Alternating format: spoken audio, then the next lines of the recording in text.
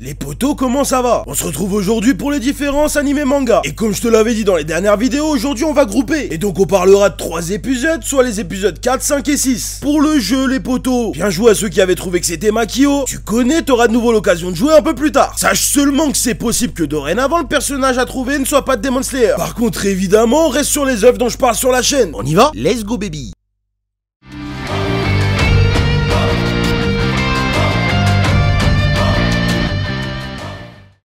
Globalement, ces 3 épisodes couvrent le tome 13 du manga. Déjà, il y a une chose à savoir. D'habitude, je donne les chapitres épisode par épisode. Là, en l'occurrence, je vais pas faire ça. Tout simplement parce que c'est le bordel, poto. Ils ont fait le choix pour l'anime de faire différemment du manga. Ce que je veux dire, c'est que le découpage n'est pas tout à fait le même. Là où dans le manga, on alterne plutôt subtilement entre ce qui se passe du côté de Gyoko et ce qui se passe du côté d'Antengu, dans l'anime, ils ont plutôt fait le choix d'axer les épisodes soit d'un côté, soit de l'autre. Honnêtement, je sais pas si c'est mieux. Peut-être que c'est un peu plus simple à regarder comme ça. Mais personnellement, je pense quand même que ça aurait été pas si mal de garder la structure. Tout simplement pour éviter d'attendre 3 semaines pour voir en action tel ou tel personnage. Après en vrai je sais pas trop, dites-moi plutôt ce que vous en pensez. On sait qu'en général un épisode de Demon Slayer couvre 3 chapitres. Ça correspond à ce que je t'ai dit tout à l'heure, vu qu'il y a 9 chapitres dans le tome 13. Bon, commençons donc avec l'épisode 4. Et parlons donc très rapidement de Gyomei. Comment ça de Gyomei? Pour ceux qui ne le savent pas, entre chaque chapitre du manga, il y a ce qu'on appelle les rumeurs. Et donc parfois ces rumeurs te permettent d'en apprendre un peu plus sur les personnages. Souvent elles sont intégrées dans l'anime, mais quand elles concernent des personnages qui ne sont pas présents dans l'arc en question, bah forcément c'est plus délicat. Et donc en l'occurrence dans une de ces rumeurs du tome 13, on apprend que le passe-temps favori de Gyomei c'est tout simplement de jouer de la flûte. Et d'ailleurs plus précisément du shakuhachi. Bon, c'est léger mais on aime ce genre d'informations. Deuxième petite différence qui concerne notamment l'épisode 4, Poto comprend bien que les personnifications d'Antengu sont des forceurs. Bon tu le sais déjà mais représentent chacun les émotions primaires. Et tu peux me croire mon Poto il les représente sacrément bien. Ah oui, chaque phrase nous rappelle quelle émotion il représente. Là où dans l'anime il joue un peu avec des synonymes, ah dans le manga c'est pas comme ça. Bah oui, parce que finalement, il y a un seul mot qui revient régulièrement pour chacun des avatars. C'est Kido, l'avatar de la colère, son mot c'est colère. Pas très original. Urogi, avatar de la joie, son mot est je te le donne en 1000, tout simplement joie. Bah oui. Pour les autres, c'est un peu différent. Aizetsu, avatar du chagrin, lui parle systématiquement de tristesse, alors que Karaku, avatar du plaisir, parle de s'amuser. C'est bel et bien ces mots-là qui ponctuent quasiment chacune de leurs phrases, là où dans l'anime, ils utilisent parfois d'autres mots. Et on enchaîne maintenant avec Genya. Lorsqu'il se fait embrocher par Aizetsu, on entend murmurer quelques mots. Et bien en fait il récite tout simplement un extrait d'un des principaux sutras du bouddhisme, plus précisément du bouddhisme Mahayana, qui trouve donc son origine dans le nord de l'Inde. Et peut-être que tu le sais mais c'est pas le seul parmi les chasseurs qui a cette religion. C'est pas le sujet donc on passe à la suite. Dernière information dans cet épisode 4, et j'en avais déjà un peu parlé dans ma vidéo sur le 3e épisode, le bâton de Sekido n'est pas seulement un bâton les potos. Sur ce coup ils se sont vraiment pas foulés dans l'animé. Non pas que ce soit une information cruciale, mais ça rajoute toujours du lore et donc selon moi ça a quand même son importance. Tu vas comprendre pourquoi je te dis ça. Ce bâton s'appelle un kakara. Je sais pas vraiment si ça se dit comme ça, au cas où, désolé pour la prononciation les potos. En fait là où c'est intéressant c'est que c'est un bâton utilisé par les moines bouddhistes. Et donc la question qu'on a en droit de se poser, que fout une lune supérieure avec un symbole du bouddhisme, qui vient cette fois-ci de la représentation du bouddhisme au Japon. Et c'est d'ailleurs Genya qui reconnaît cet instrument. J'ai pas particulièrement de conclusion à tirer de ça mais je trouvais intéressant de le souligner. Passons maintenant au 5e épisode et vous pouvez me croire les potos ça va être très rapide, puisque finalement il y a 2 éléments, ou je dirais plutôt complément d'informations à vous donner concernant cet épisode. Et ça concerne ce qui se passe autour de Gyoko. La première est tout simplement le nom qu'il a donné à son œuvre. Parce que oui, je vous rappelle que Gyoko est un artiste. Et donc comme tout bon artiste qui se respecte, il a donné un petit nom à son œuvre. Maintenant, je vais pas vous cacher qu'on n'est pas sur le roi de l'originalité, vu qu'il a tout simplement appelé son œuvre Agonie des forgerons. Le book s'est pas foulé. La deuxième information concerne l'un de ses forgeurs qui a été pris par la 5e lune. Et c'est Kotetsu qui nous donne l'information dans le manga. Tetsuhiro était son oncle. Encore une fois, je trouve que c'est dommage d'avoir retiré cette information de l'animé, tout simplement parce que ça rajoute du corps à ce petit. Tu m'étonnes qu'il ait la haine contre Gyoko et qu'il soit prêt à aider Miushiro Tokito au péril de sa vie. Passons maintenant au 6e épisode qui sera donc le dernier de cette vidéo, avec encore quelques compléments d'informations qui peuvent être intéressants à savoir. Et donc on va commencer par parler de nouveau de Genya, avec l'une de ses paroles vis-à-vis de Tanjiro qui a été mal traduite dans l'animé. Parce que oui, tu commences à le comprendre, Genya il est pas si méchant que ça. Et donc il ne dit pas à Tanjiro qu'il est pas devenu pilier parce qu'il est trop faible, mais plutôt qu'il est pas devenu pilier parce qu'il n'a pas vaincu Gyotaro seul. Et en vrai, ça fait une large différence. Parce qu'effectivement, on sait que l'une des conditions qui peut permettre à un chasseur de devenir pilier, c'est tout simplement de battre une lune démoniaque. Donc finalement, ça a du sens, Genya n'est pas méchant gratuitement. Il souhaite simplement, si je puis dire, devenir pilier avant ses camarades de promo. Est-ce qu'on va le juger pour ça? Bien sûr que non. Surtout que comme tu le comprends plus tard, il a des bonnes raisons de vouloir accéder à ce grade. Deuxième information concernant l'épisode 5, et elle vient quasiment dans cette même conversation. Elle concerne le regard de Tanjiro. Bon, pas de surprise, hein. On sait que le personnage principal qui est Tanjiro est dépeint pour être la bonté et la bienveillance incarnée. Et donc encore une fois, c'est souligné à ce moment-là, puisque l'auteur précise que le regard de Tanjiro est pur, limpide et sans la moindre trace d'ombre. Vous le savez, personnellement ça me fatigue un petit peu. Je le dis souvent, il est beaucoup trop parfait pour moi. Mais bon, soit. Enchaînons avec le lieu de cette bagarre. J'ai hésité à donner cette information parce que ça a rarement de l'importance dans Demon Slayer, vu que finalement on découvre à chaque fois de nouveaux lieux dont on n'est pas forcément attaché. Mais je le dis quand même parce qu'on peut parfois avoir l'impression que le village des forgerons fait la taille de Paname. Peut-être que certains d'entre vous se posent la question de savoir pourquoi il n'y a pas de forgeron là où éclate la bagarre avec Antengu. Bah en fait je crois qu'il y a une explication à ça et c'est justement le lieu, puisqu'étonnamment ils sont aux sources chaudes et qu'il n'y a pas vraiment de raison pour qu'il y ait des forgerons là-bas la nuit. Ça pose peut-être d'ailleurs un petit problème d'espace, puisqu'on sait qu'il y a un forgeron qui s'est fait graille par Gyoko alors même qu'il descendait des sources justement. Mais vu que c'était plusieurs heures avant, ça me pose pas trop le problème. Je trouve que ce point-là est relativement souvent litigieux dans Demon Slayer, mais si je devais estimer une heure à ce moment-là, je dirais qu'il est entre 3 et 4 heures du mat. D'ailleurs c'est probablement pour ça que les forgerons ont mis du temps à réagir. Mais bref, c'est pas vraiment le sujet donc on passe. Et on va donc finir avec la dernière information de cette vidéo qui est encore une fois selon moi importante. Tu vois ce moment, après que Tanjiro ait utilisé le sang igné de Nezuko pour découper les avatars d'Antengu, il y a ce moment de flottement justement où il discute avec Genya et il prend ensuite la décision de chercher le 5e avatar, laissant par ailleurs Genya et Nezuko s'occuper des méchants ou méchants. Bon, bah en fait dans l'animé les avatars ils se relèvent tous en même temps, c'est-à-dire qu'ils se régénèrent tous en même temps des blessures infligées par Tanjiro. Mais ça c'est faux, puisqu'en réalité il y en a un qui se régénère avant les autres. Et bien évidemment c'est Sekido, l'avatar de la colère. Pourquoi je dis que ça a une importance? Déjà c'est précisé, donc c'est pas précisé pour rien. Et c'est surtout qu'on comprend là que c'est l'avatar le plus puissant des 4. Et oui ça fait sens, notamment avec ce qui va se passer par la suite mon poteau. Tu vois de quoi je parle? Oh.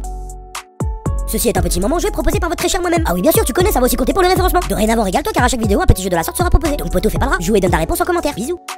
T'as 5 secondes si possible sans mettre pause pour trouver ce personnage. Réponse dans la prochaine vidéo. Mon poteau, fais pas le rat, abonne-toi. Bah oui. Hésite pas à le dire ou à le montrer avec un like si tu veux rapidement la suite. Je sais pas quand je vais te sortir les prochains épisodes, mais est-ce que je t'avais pas dit qu'Aganezuka c'était un perso de folie? Bah oui. Et je te préviens mon poteau, commence pas à me demander si c'est le daron à Inosuke. Non parce que je te vois venir. En vrai je rigole hein, mais j'admets que la ressemblance m'avait grave perturbé la première fois que je l'ai vu. N'hésite pas à me dire si ça t'a traversé l'esprit. En attendant, cette vidéo arrive à son terme, j'espère qu'elle t'a plu, je te remercie de l'avoir regardé. C'était le pilier du renard. À la prochaine. ここで大正こそこそ噂話。宇髄さんの家は一夫多妻制で、15になったら3人の妻を俺も忍びになろっかな。なら今日から忍びの修行だな。いやー